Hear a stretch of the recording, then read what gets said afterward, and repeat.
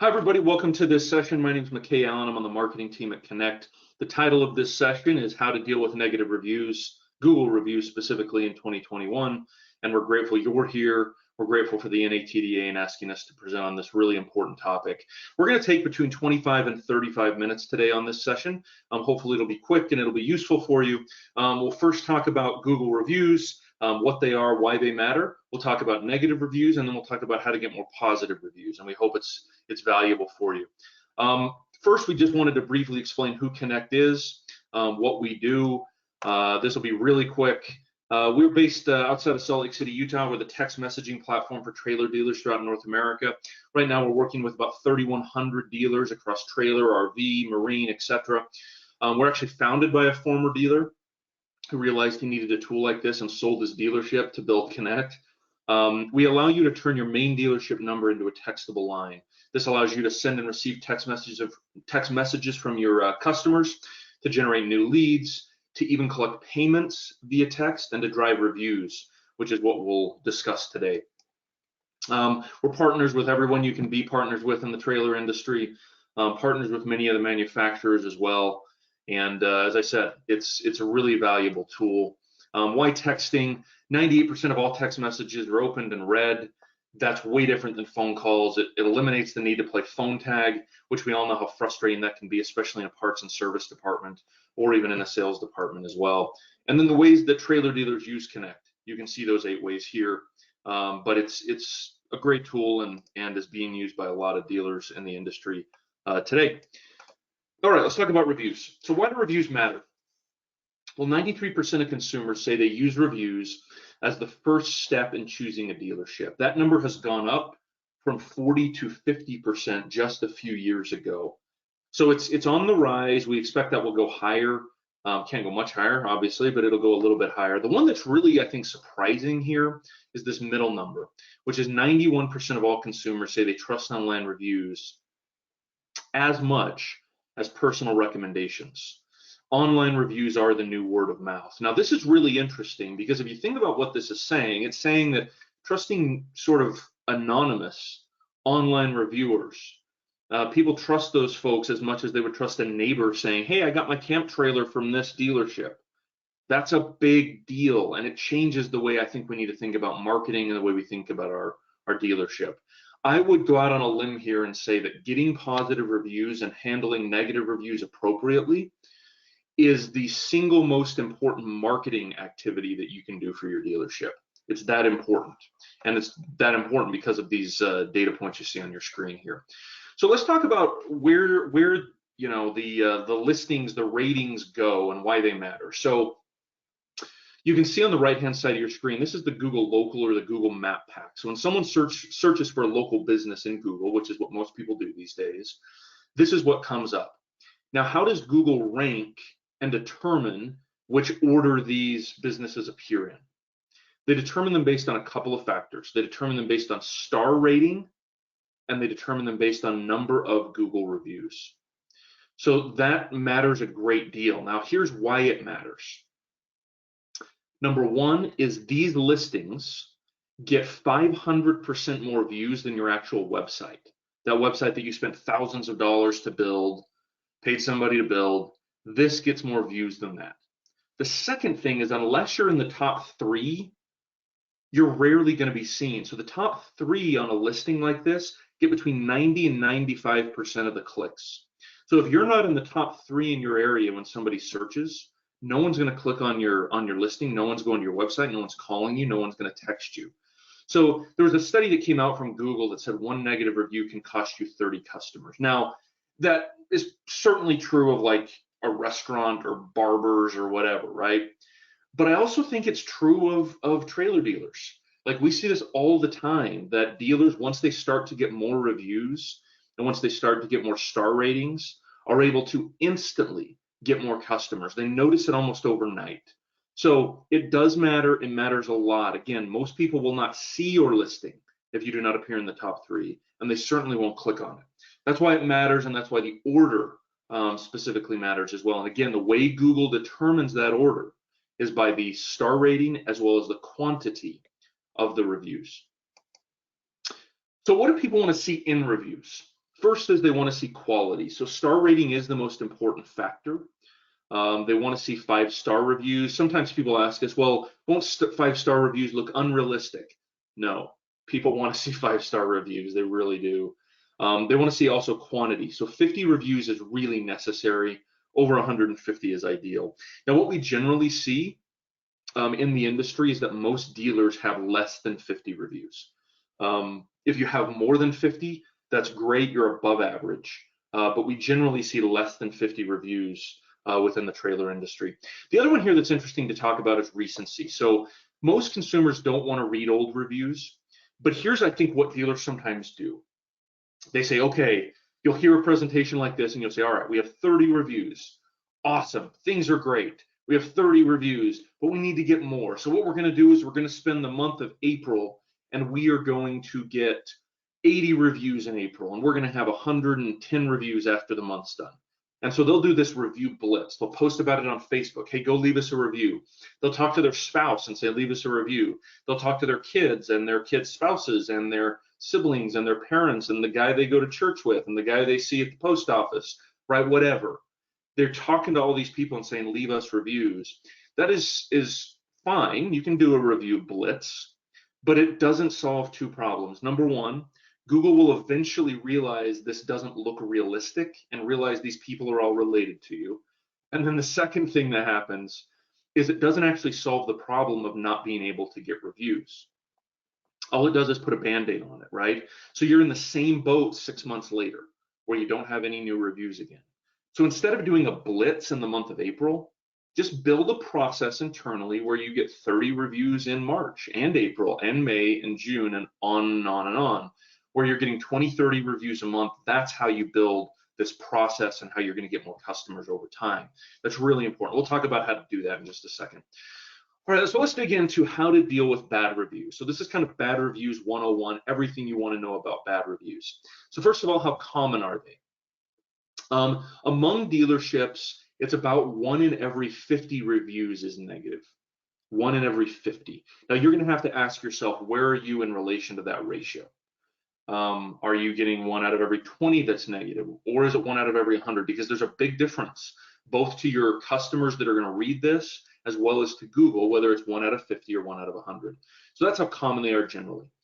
Second is tips for avoiding bad reviews. How do you avoid bad reviews? Now, the thing I'll say about this is, like, you're always going to get some. You just are. There's going to be somebody who woke up on the wrong side of the bed. There's always the occasional crazy person. They're going to leave you bad stuff. Oh man, their sales team was rude. Their parts department and service department was mean. They're, they don't know what they're doing. They're incompetent. They're dumb. They're morons. They felt like they got charged too much money, or there was some fee they weren't expecting, stuff like that. You're always going to get some of that, right? You just are. That's reality. So I think avoiding is probably the wrong word to use, actually, but mitigating or reducing is probably better. So how do you reduce them? The number one way you can reduce bad reviews is to communicate more effectively. And here's what I mean by that. If you're working on a trailer in your service department and you tell somebody it's going to take a week, and then you get into it and you realize you've got to order 2 parts that have to be shipped in from Tennessee and it's going to take you 2 weeks, your customer is going to be a little annoyed by that, but they're going to be more annoyed if you don't tell them and they have to call you, right? So like that's when people leave bad reviews the majority of the time, is when something unexpected happens. So when they get a fee or a charge for a new trailer that they weren't expecting, some delivery fee that wasn't reflected when they talked price with you, or something takes longer than they were expecting and you didn't tell them. Now we're biased here. We obviously believe texting is the best way to communicate. Phone tag is not good. People are in meetings. They can't talk all the time. Texting, they can talk all the time. They can sit in a meeting and return a text message. So we recommend strongly sending text messages when you have things that are taking longer than you initially told them, or when you have parts that need to be ordered, or when there's an extra fee. Again, the way you mitigate, the way you reduce bad reviews is by communicating, over communicating. If something's going to take longer, don't wait for them to call you and ask. Text them immediately and say, hey, we're digging into this and we're seeing that there's a part we're going to have to order. It's probably going to take about 5 extra days. They'll be like, sweet, okay, that's a little annoying, but you told me, it's not your fault. It becomes your fault if you don't tell them. So make sure you communicate. That will reduce your bad reviews. Third, what not to do when you get a bad review. There's 2 things you should not do when you get a bad review. First, avoid the urge deep in your soul to light the keyboard on fire with rage and reply, right? So if someone rips your dealership apart in a negative review, which happens, it's going to take every ounce of strength you have to not get on your computer and just hammer out a reply in pure rage for 30 minutes and tell them why they're dumb, tell them why they're wrong, argue with them. Don't do that. There's a couple reasons you shouldn't do that. First, they're not your audience. Like, they've already made up their mind about you, so you're not going to convince them. You're just not. Like, I can't think of anyone ever in any argument about any subject who is convinced by like an angry reply. Okay, so don't do that. The other thing you've got to remember is they're not your audience. The people who read that, the 5,000 people who are reading the exchange between you and that negative reviewer the next month, they're your audience. So you've got to think about what you want them to see, because they're your audience. The people who are leaving you the negative review are not your audience. So don't do that. The second thing you shouldn't do is try to get Google to take it down.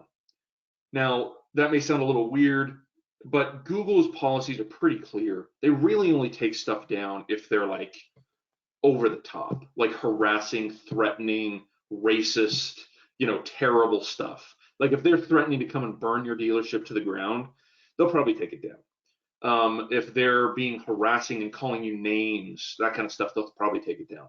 But otherwise, it's going to be a waste of time. It's not a short process. It takes 30 to 45 minutes to an hour to get done.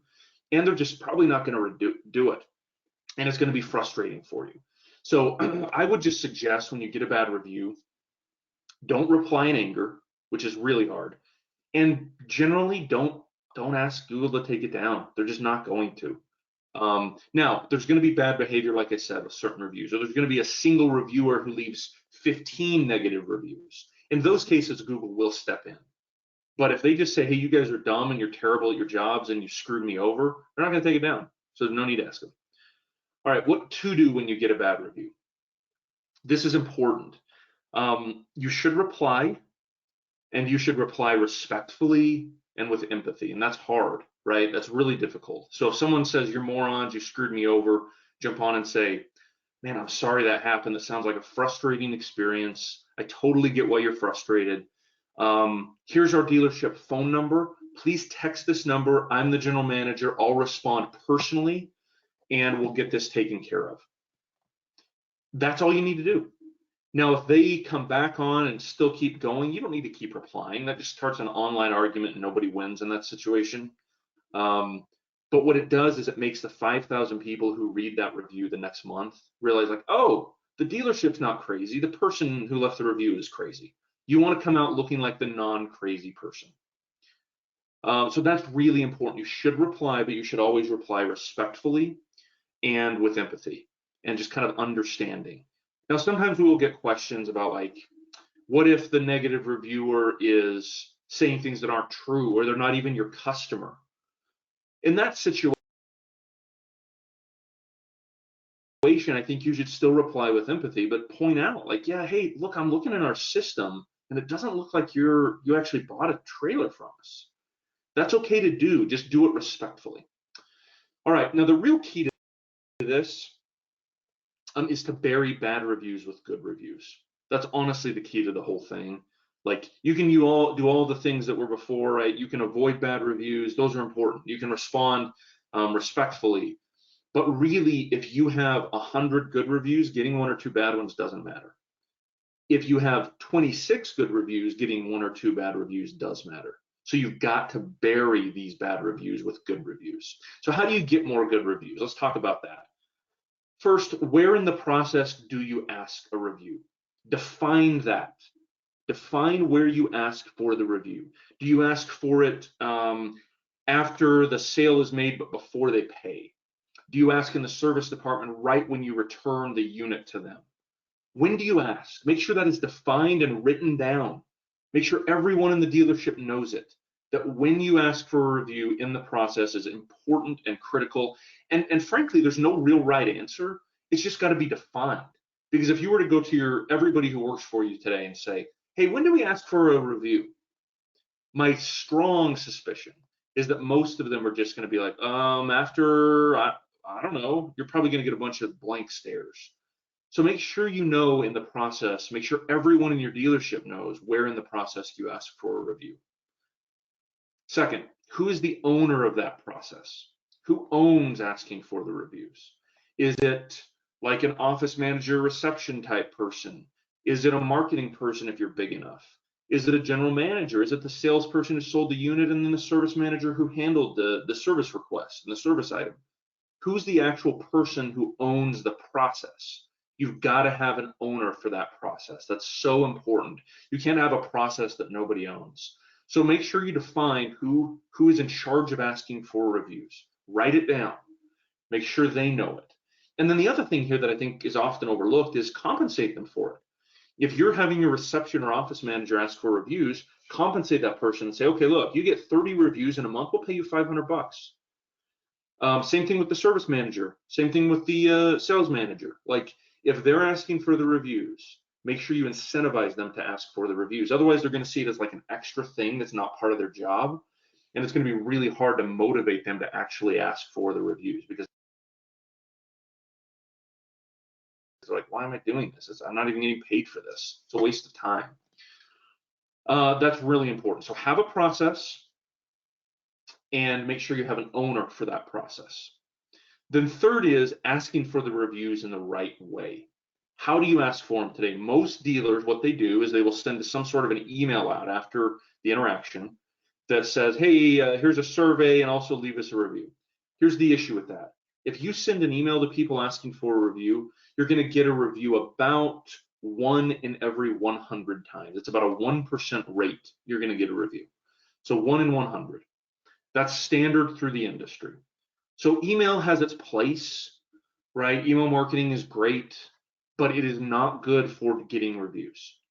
So what we recommend is using texting, no surprise, to simply turn around and ask for the review. So within Kenect, you can set up templates that allow you to automatically send review requests. You can put your logo, you can put your name. This is all customizable, what you're saying here, but it's all templatized. So all you've got to do is put in their phone number or name, and it will immediately send the review request to them. They click on it. 92%, I think, of all phones in the US and Canada are logged into Google and Facebook at all times. And so with one click, they're able to leave you a review. It's pretty simple. Now, the benefit of doing that is if you go to bullet point 3 on this slide, that texting is 35 times more effective than email at collecting reviews. So if you're going to send an email, you're going to get about a 1% response rate. If you're going to send a text message, you're going to get about a 35 to 40% response rate. So again, it's not 100%. It'd be a bad completion percentage for a quarterback, but it'd be a darn good batting average, right? 35 to 40% is really good about collecting reviews. So that's important. So again, just these steps to review. Take control. Make sure you don't allow your angry customers to determine your reputation. The angry customers, the crazies out there, are going to be more than willing to leave you a negative review and rip your business apart. Don't allow them to ruin your business and cost you customers and money. So get your great customers to leave reviews. That's important. Second, build a repeatable process and get an owner for that process. Make sure you know where you're asking for the review in the process. Is it right after they buy something? Is it right after the service item is done? Is it just once a year you send a review request to everybody who's happy? What does the process look like?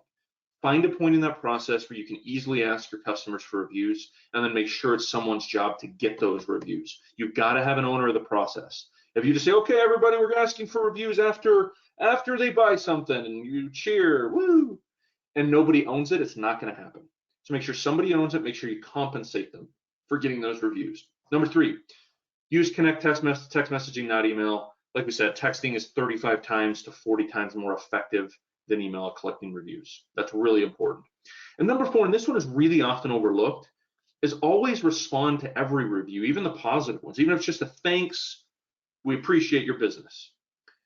and then use your reviews. Like, we see so many dealers that have great reviews and they don't do anything with them.